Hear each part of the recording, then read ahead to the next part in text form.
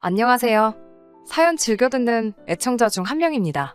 저는 올해 30살이고 동갑내기 남편하고 결혼한 지 2년 차입니다. 서로 없는 살림에 결혼하기는 했지만 그래도 모나지 않고 수더분한 성격에 행복하게 살려고 노력하고 있었어요. 얼마 전에 제 상식으로는 이해가 가지 않는 사건이 하나 생겼습니다. 몇 달 전에 제 친아버지께서 돌아가셨습니다. 친아버지는 기러기 아빠였어요. IMF 때 몸담고 계시던 회사가 부도가 나게 되면서 처자식 먹여 살리겠다고 회사를 나와 이것저것 도전해보시다가 보증을 잘못 써가지고 상황이 더 안 좋아졌어요.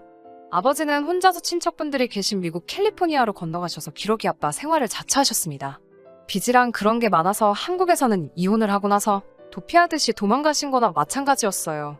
제가 워낙 어릴 적에 아버지가 미국으로 가신 거라서 저한테는 아버지에 대한 추억이 많이 없어요.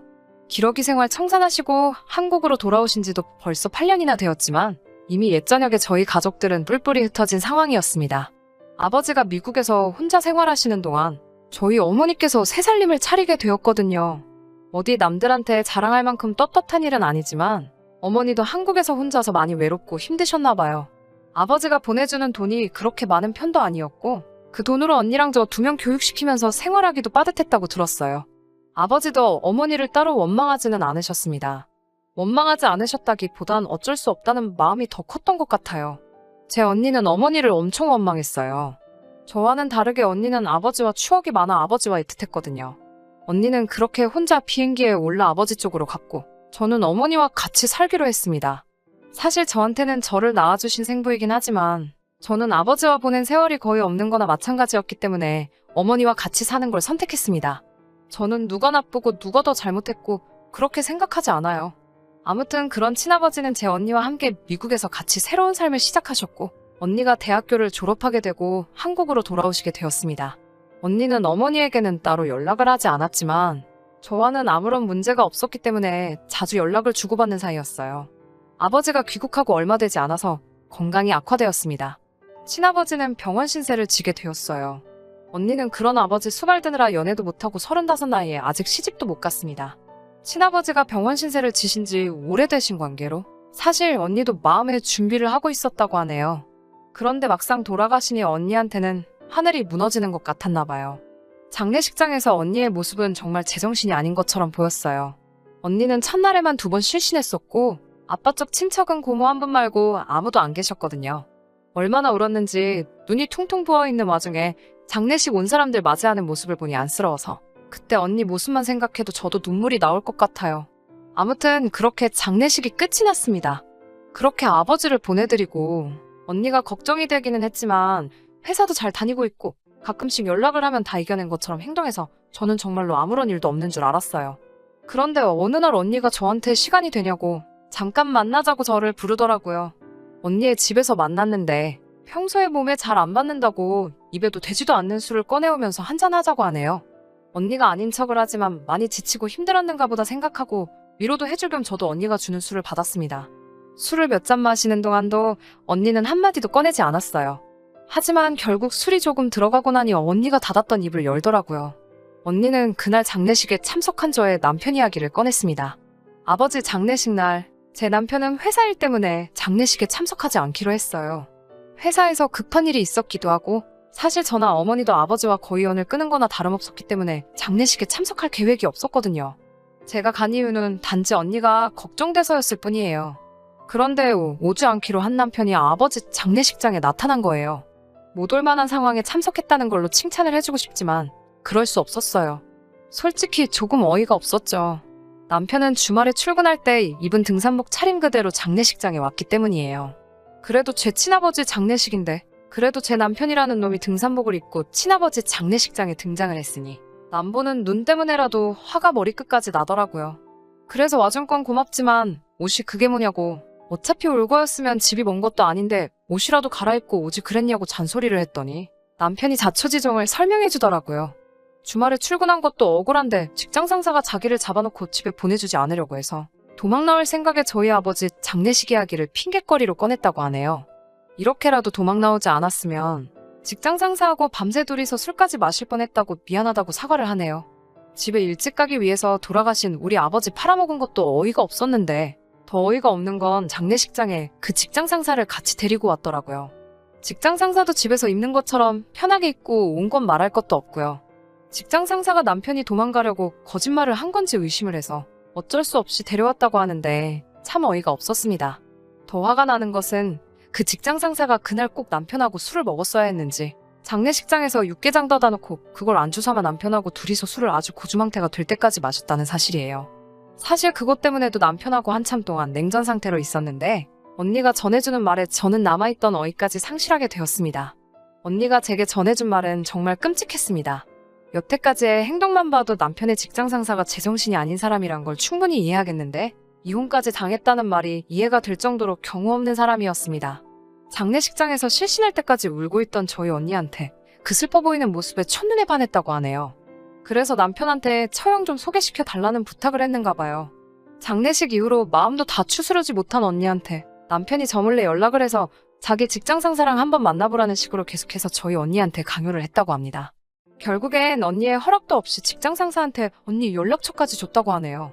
언니는 그래도 제 남편이라고 잘 돌려 말해서 싫다는 의사를 정확하게 밝혔는데도 남편이 자꾸 괜찮은 사람이라고 한번 만나만 보라고 하면서 귀찮게 굴다가 어느 날 모르는 전화번호로 와서 연락을 받았는데 그 직장 상사였다고 합니다.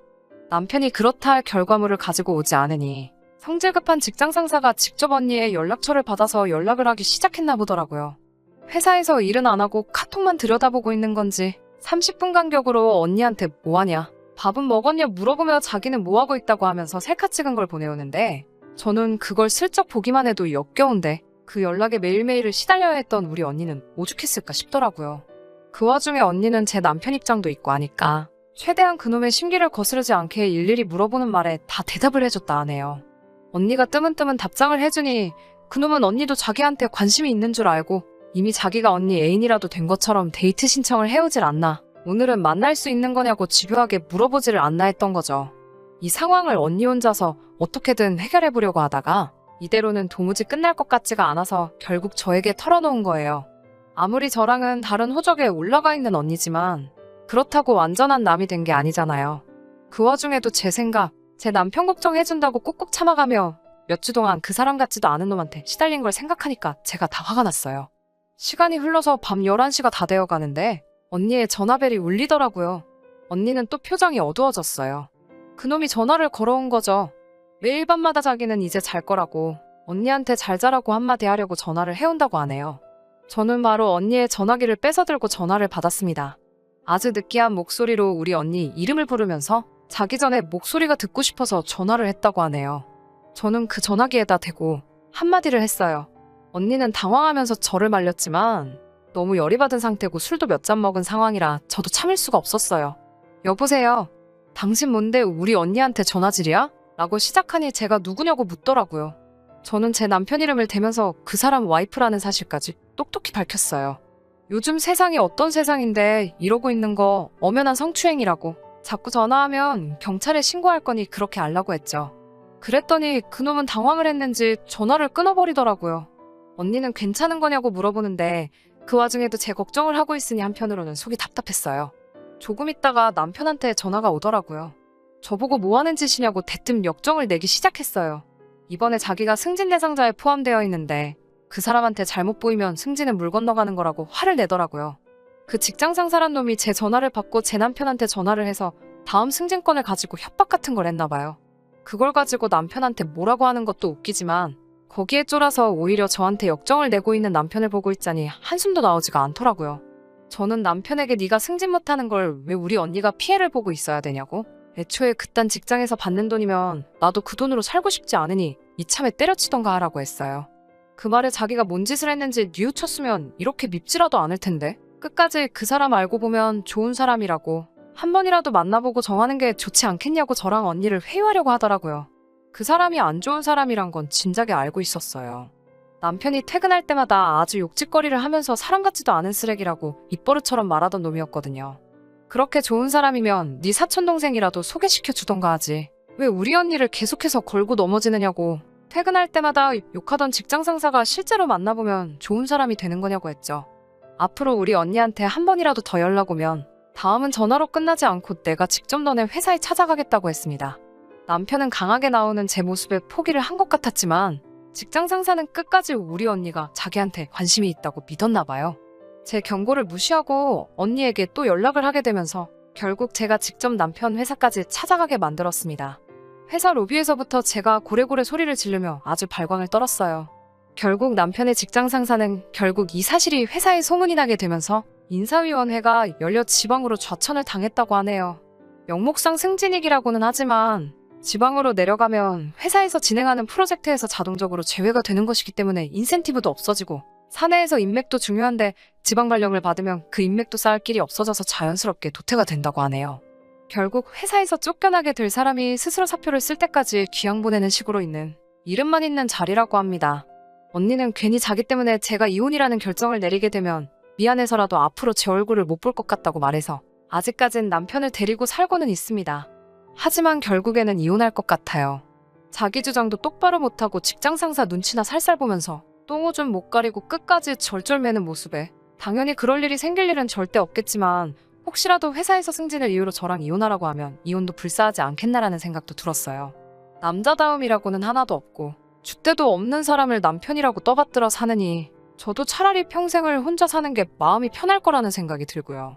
우리 언니 없는 형편의 아버지랑 미국에서도 고생만 하다 왔고 한참 젊고 예쁠 때도 아버지 병수발과 일만 해가며 살아왔습니다. 이런 우리 언니 그딴 놈 말고 좋은 사람 만날 수 있기를 기도하면서 제 사연은 여기서 이만 마무리 짓도록 할게요. 끝까지 들어주셔서 감사합니다. 끝까지 들어주셔서 감사합니다. 오늘의 사연은 여기까지입니다. 구독과 좋아요, 알람 설정 부탁드리고 더 좋은 사연으로 다시 찾아뵙겠습니다. 감사합니다.